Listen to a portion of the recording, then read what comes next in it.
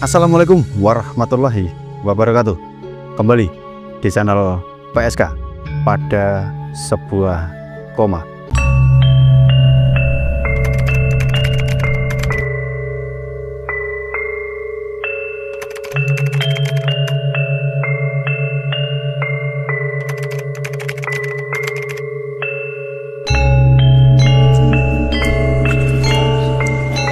Apa kabar penikmat PSK dimanapun kalian berada? Mudah-mudahan selalu dalam kondisi sehat dan kita semua selalu dalam lindungan Allah Subhanahu wa Ta'ala. Buat teman-teman semua, jangan lupa untuk subscribe, like, dan komen biar channel pada sebuah koma semakin berkembang. Beberapa kali kami tim pada sebuah koma membahas tentang candi-candi, baik itu candi yang beragama Hindu maupun candi-candi yang digunakan oleh saudara-saudara kita umat Buddha, apalagi di Jawa Tengah yang merupakan salah satu titik peradaban masa lalu yang luar biasa dengan peninggalan candi-candi yang sangat-sangat lengkap dengan berbahan dasar batu andesit yang membuat rata-rata candi di Jawa Tengah ini masih utuh dari masa lalu sampai sekarang. Candi-candi Buddha banyak tersebar di berbagai wilayah di Jawa Tengah dan Yogyakarta. Misalnya Candi Super Mewah Borobudur, ada Candi Sewu, Candi Kalasan yang merupakan candi tertua di Yogyakarta. Kemudian ada Candi Dawangsari yang diklaim akan menjadi stupa terbesar di Indonesia yang akan mengalahkan puncak stupa Borobudur, hingga Candi Pelausan dengan puncak toleransi tertingginya. Candi-candi Hindu di Jawa Tengah dan di Yogyakarta pun tidak kalah megah. Kita ambil contoh Candi Hindu super lengkap, yakni Candi Prambanan. Ada Candi Pringapus Temanggung, Candi Klero Semarang, Candi Lawang Boyolali, Candi Sambisari, hingga Candi Kedulen yang sangat cantik.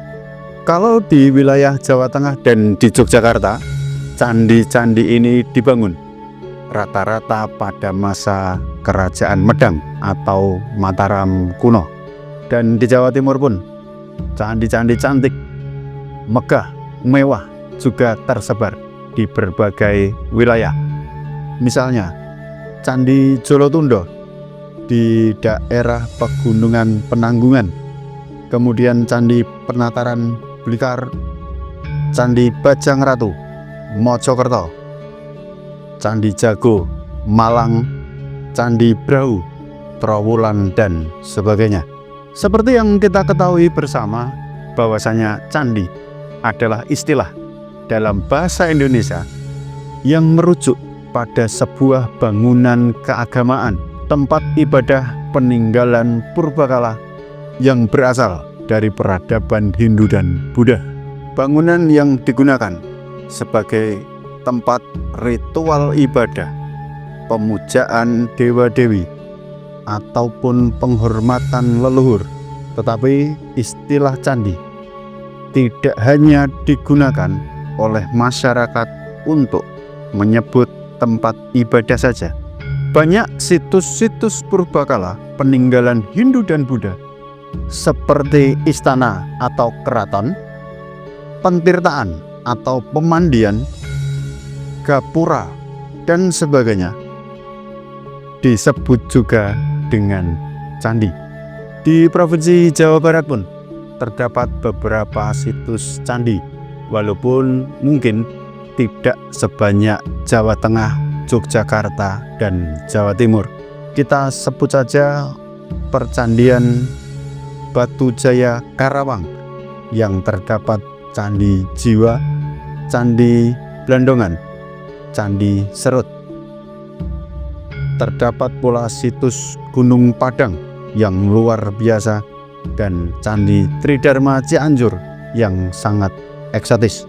Tapi yang sedikit mencuri perhatian saya secara pribadi adalah sebuah candi yang terletak di Tambung Pulo, Desa Cangkuang, Kecamatan Leles, Garut, Jawa Barat. Candi ini dinamakan Candi Cangkuang. Candi ini sangat unik karena terletak di tengah danau. Dan untuk mencapai candi tersebut, kita harus menyeberangi danau menggunakan rakit. Candi Cangkuang adalah candi Hindu yang masih utuh di Tatar Sunda yang diperkirakan dari abad ke-8.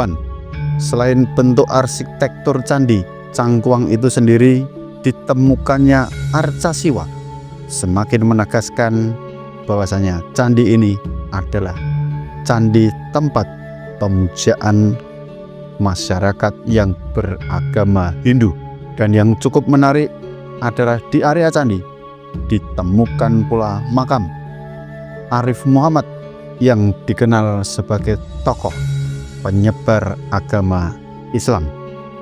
Candi Cangkuang ini bisa dijadikan simbol toleransi dan harmonisasi Hindu dan Islam.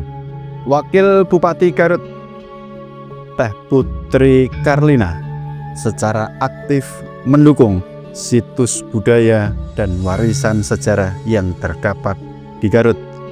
Teh Putri mengajak masyarakat untuk mengenal dan melestarikan situs bersejarah seperti Candi Cangkuang, menekankan pentingnya warisan budaya sebagai identitas daerah.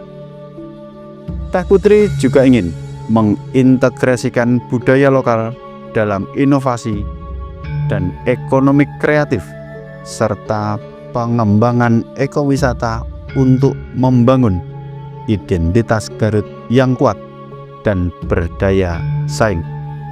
Gubernur Jawa Barat yang sekaligus ayah mertua dari Teh Putri Karlina, yaitu Kang Deddy Mulyadi, pernah mengatakan bahwasanya situs budaya sebagai bukti peradaban teknologi tinggi masa lalu bukan soal mistis, serta mengintegrasikan budaya Sunda dalam pembangunan Jawa Barat. Terus melakukan riset dan mengalokasikan anggaran untuk pelestarian cagar budaya, menjadikan budaya sebagai aset strategis pembangunan. Kang Deddy Mulyadi juga menganjurkan pembangunan yang harmonis dengan alam dan mengacu pada kearifan lokal. Jadi tidak heran apabila Kang Deddy Mulyadi ini mendapatkan penghargaan sebagai tokoh kepemimpinan berbasis nilai budaya dan kearifan lokal. Kang Deddy dinilai konsisten mengangkat nilai-nilai budaya Sunda dan kearifan lokal dalam kebijakan publik. Hal itu ditunjukkan dari cara komunikasi dan kepemimpinan yang membumi demi Jawa Barat istimewa. Mudah-mudahan saja semakin banyak kepala daerah yang memperhatikan situs-situs budaya dan peninggalan peradaban pada masa lalu, serta mengangkat budaya-budaya lokal agar budaya Nusantara tidak tergerus zaman.